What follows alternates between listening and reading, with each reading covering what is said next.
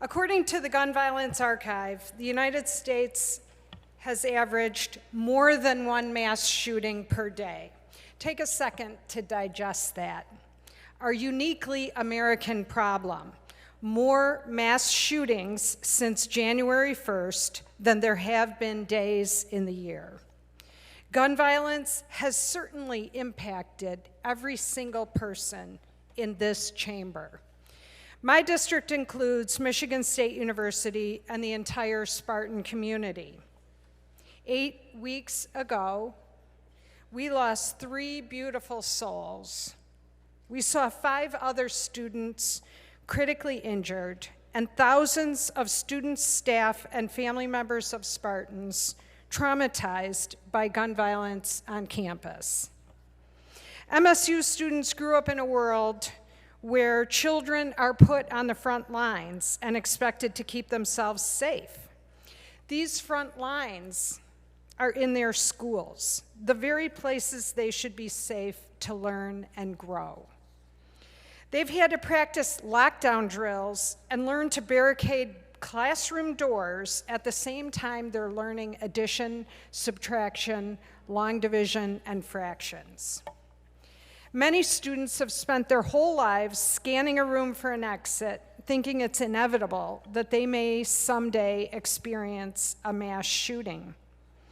Other children live in neighborhoods where shootings occur on a regular basis, and young lives are regularly lost to senseless gun violence. The Michigan legislature had chance after chance after chance to pass common sense gun reforms, but they did not. They could have acted after Parkland in 2018, but they did not. They could have acted after the 4 students were murdered and 7 others were injured in Oxford on November 30th, 2021, but they did not. And if you look around this chamber, it looks very different than before, very different. Many of us are here because we want to take the action that our students and our moms have been demanding. Most recently, we've seen headlines and reports on the shootings in Tennessee and Kentucky, and I know more than a few of us here today have thought about the what ifs. What if those states had universal background checks? What if they had safe storage laws? What if they had extreme risk protection orders? Could lives have been spared?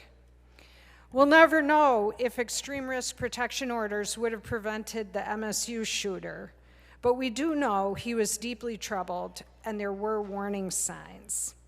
Simply having ERPO on the books will increase reporting of threatening behaviors. Data from other states that have enacted these common sense laws show they meaningfully assist in preventing mass shooting events.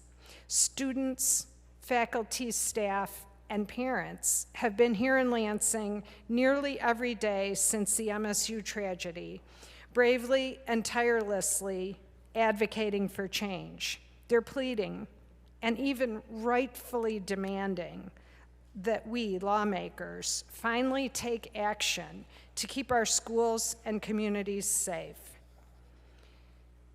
MSU students have been in my thoughts and in my prayers nearly every day since the tragedy. And today we get to answer the call of the students and the moms.